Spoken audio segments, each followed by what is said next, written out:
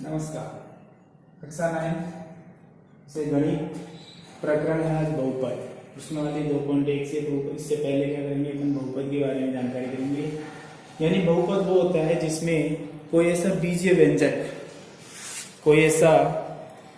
व्यंजक जिसमें x y z कोई भी चर संख्याओं के घातांक में पूर्णांक के रूप में अंकित हो। यानी इसमें एक क्या होता है, एक चर वाला बहुपद। क्या होता है? एक चर वाला बहुपद। एक चर वाले बहुपद का मतलब हो गया एक चर वाला बहुपद।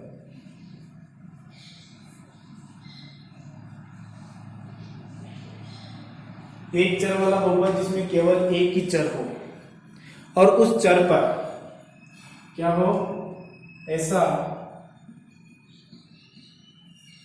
बीजीय व्यंजक जिसमें चर यानी कौन से एक्स वाई जेड के रूप में चर एक्स वाई जेड में से एक ही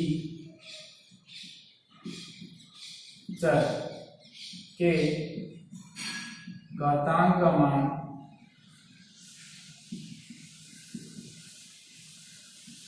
पूर्ण संख्या हो। कौन सी संख्या हो? पूर्ण संख्या हो। वो क्या कहलाता है? एक चर वाला बहुपद। तो जैसे एक एग्जाम्पल भी ले सकते हैं।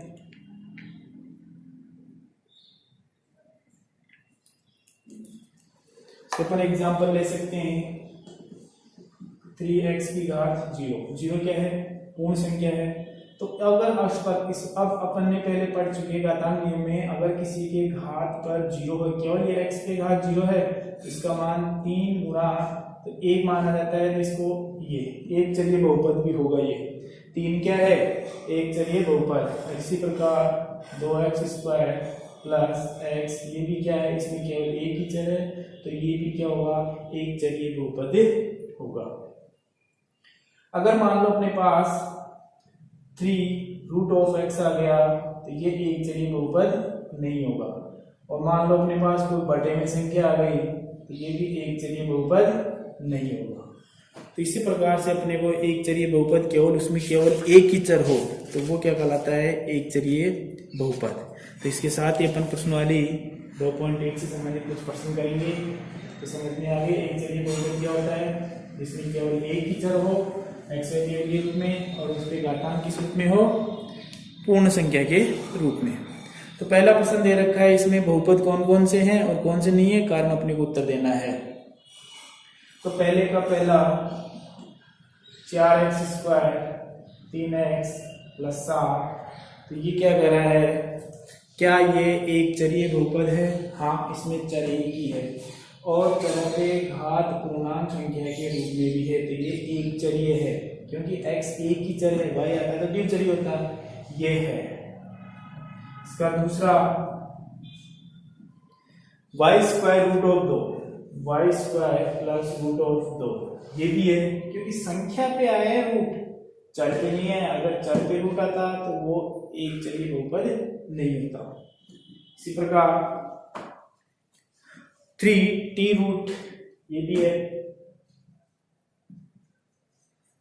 3√t प्लस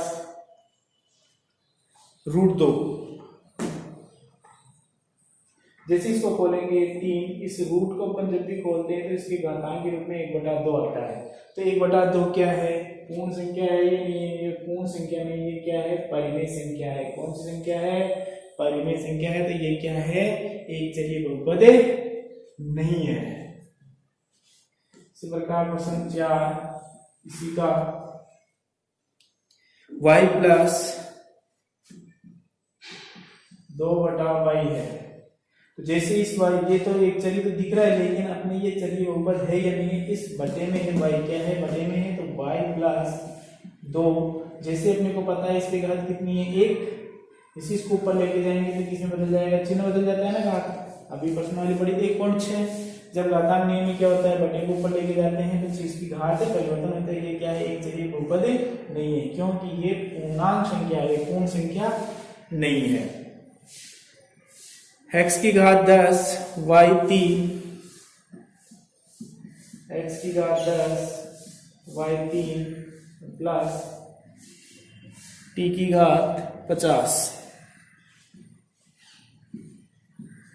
तो ये एक चरिय बहुपद नहीं है, बहुपद तो है लेकिन एक चरिय नहीं है। इसमें कितने चर आ गए, x भी है, y भी है, t भी है, कितने चरिय है, 3 चरिय है, सभी के घातांक किस रूप में है, पूर्ण संख्या के रूप में। ये 3 चरिय बहुपद है। कितना है, 3 चरिय, 3 चरों वाला बहुपद। इस प्रकार से इसका पहला प्रश्न कंप्लीट हो जाएगा। इसी के साथ अब अपने पास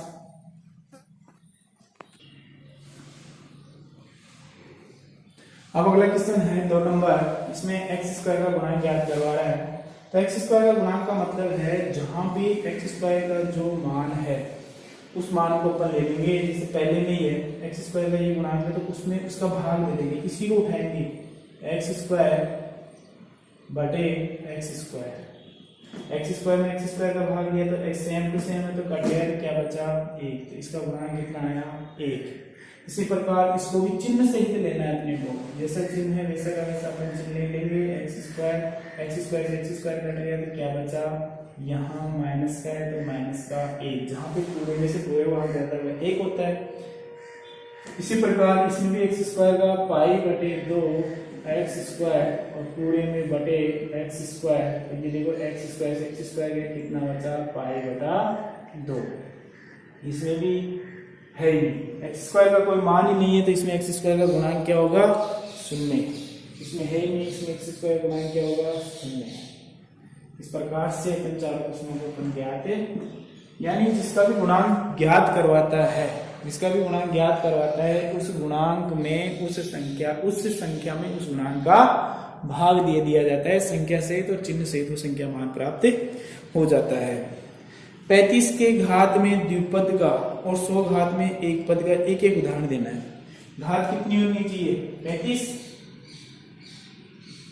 35 के घात में द्विपद यानी 2 पद होनी चाहिए, तो x की घात 35 प्लस 1 आ गया। कुछ भी लिख सकते हैं, 4x की घात 35 प्लस x आ गया। तो ये 2 पद हो गए, 1 और 2, 2 पद है, 1 और 2 पद है, तो ये क्या हो गया, 35 की घात के रूप में द्विपद का एक उदाहरण हो गया। और 100 की घात के रूप में, 100 की घात के रूप में कुछ भी लिख दो, x की घात 100 ले लिया या 3x की घात 100 हो गया, यानी घात कितनी होनी चाहिए, 100। जब नहीं x नहीं आए, y के रूप में भी लिख सकते हैं, t के रूप में भी लिख सकते हैं।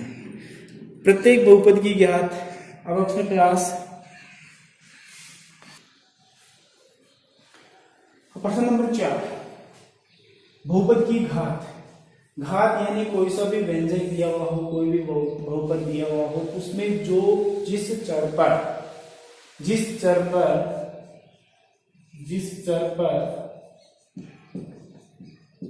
अधिकतम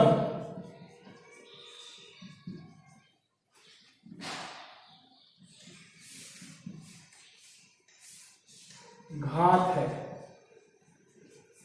तो वही क्या होगा, बहुपद की घात होगी। तो इस पे कितनी है अधिकतम घात, 3।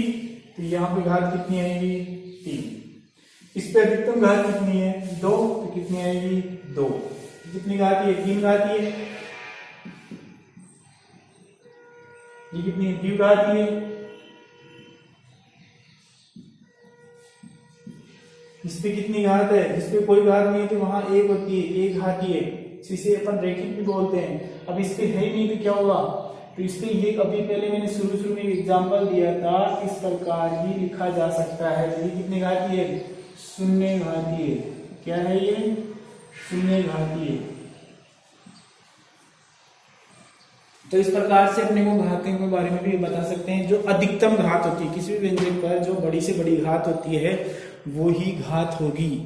इसके साथ ही अगला क्वेश्चन है 5वां, निम्नलिखित में से कौन कौन से रैखिक समीकरण रैखिक है, कौन कौन से द्विघातीय है, कौन कौन सी त्रिघातीय व्यंजक है।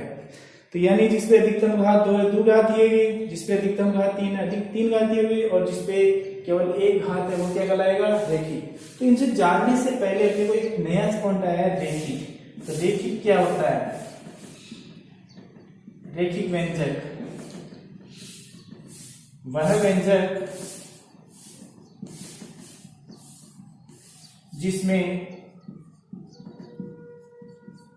अधिकतम घात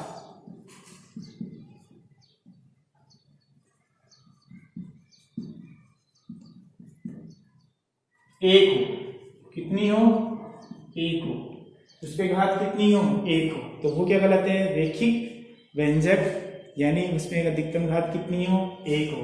तो जिसमें अधिकतम 2 घात है तो द्विघातीय कितनी हो गई, द्विघातीय।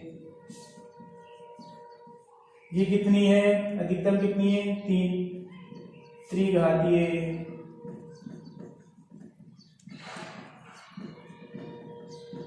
इसमें कितनी है, द्विघातीय। इसमें कितनी है, ये एक ही, इस पे तो क्या आ गया, रैखिक। इस पे कितना है, एक ही, ये भी क्या हुआ, रैखिक। और इस पे कितनी है, द्विघातीय। और इस पे कितनी है, त्रिघातीय।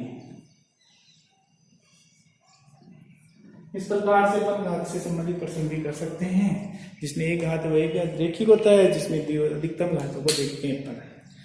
ये आपकी 2.1 कंप्लीट है। इसके साथ ही अगली प्रश्नावली नेक्स्ट क्लास में करेंगे। धन्यवाद।